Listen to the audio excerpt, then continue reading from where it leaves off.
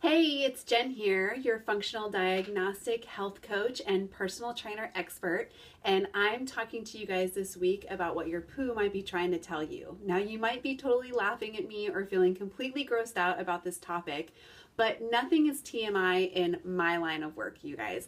This is the hottest topic of conversation with all of my clients and any consultations that I ever have, because there's so many insights that you can get from your bathroom behaviors. And this can be a direct indicator of what is going on with your gut and your overall health. It's such an important factor that nobody ever really wants to talk about openly. So I'm bringing it right to the table today.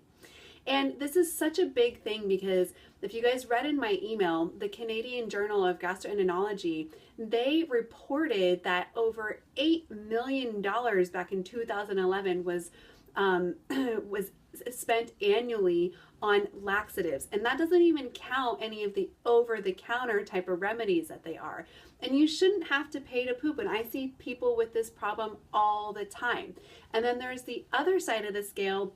There's the people that have every bathroom in their city mapped out because they never know when they're going to be running to the bathroom, and nobody should have to live their life like that. Going poo is a born birthright, and you can guarantee that none of our Neanderthal ancestors ever had to deal with the kind of stuff that we have to deal with now.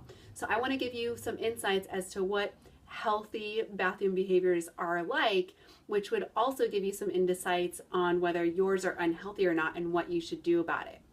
So here's the top 3 things that you want to be looking for. Number 1 is frequency. It is normal for everybody to go to take a dump at least once a day, and sometimes 1 to 3 times a day. Now, everybody is different and every day can vary as well. So if you're going less than once a day or only a few times a week, then that means that you're more on the constipated side. And on the other side of that, if you're going more than 5 times a day, then that means that you're running on the diarrhea side. And both of those can be indicators of long-term problems down the road. Now, the second thing you want to be paying attention to is time. It's often, popular to decorate your bathroom with reading material, but it's not so normal for you to actually have to use it. Going to the bathroom and eliminating waste should be seamless. It should only take you a matter of a few minutes to do this. There shouldn't be any pushing or strain or waiting that's happening. So if any of that is occurring, that could also be an unhealthy indicator.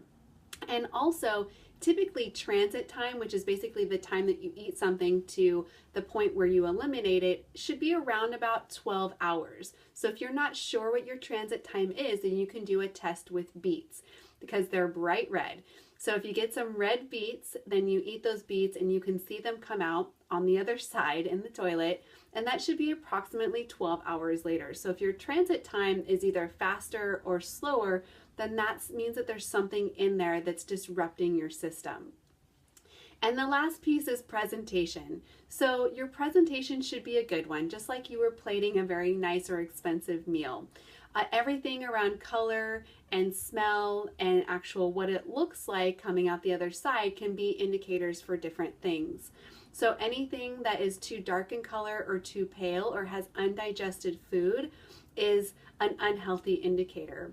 And anything that has too foul of a smell or has mucus or film is also an unhealthy indicator. Essentially, what your poop should resemble is a brown snake-like structure that has somewhat of a smell but then goes away and doesn't actually stink up the whole bathroom. So those are the 3 things that you guys want to be looking for. And if any of these things don't seem right to you, then that's certainly an indication that something that could be going on with your health and your gut. Any type of irregularities that last for long periods of time or that come in cycles as well can also be huge indicators of something that's going on with your gut. And these days they're talking about the gut as being the second brain. It is literally the main control center for all these other systems in the body. It's where your immune system is housed. It's what helps to regulate your sleep cycles as well. It's where you absorb nutrients. So this is why you really want to be paying attention to what your poo is telling you, because If it's giving you indicators that there's something unhealthy going on in there, then that means that all those other things can be affected too. Your immune system is then depressed. You're not absorbing nutrients as you should. Your sleep cycles could be disrupted as a result of that. And this can create a domino effect cascading into your hormones and all other factors also. So I want you guys to be paying attention to this next time you go and see what's happening for you. And for those of you who are really interested in learning more about what your poo is telling you, I want to invite you into my new and upcoming Get Your Gut in Gear group program, where I'm going to be taking a small group of people through an investigative process to really be looking at what their poo is telling them, and then based upon those results, we'll be then putting some things into place and help them restore balance. So using an at-home functional diagnostic stool test, we'll be able to take a deep dive look at their overall gut health, and maybe you'll be one of them, and using some questionnaires, and then working along with me as your guide in a group setting over the next 3 months, we'll be restoring balance to the gut and giving you some perfect poo. So if you guys are interested in this, you'll want to hop on the interest list. You can click on the link below or go back to the email. Enrollment for this program is going to open up in the next week or so, and there's a limited number of spots. It's going to be 10 people or less in this group. So if you're on the interest list, then you'll get first dibs at being somebody who gets to participate in this totally awesome, amazing investigative program. So hope you guys got something out of that, and you have a great week, and I'll see you next Thursday.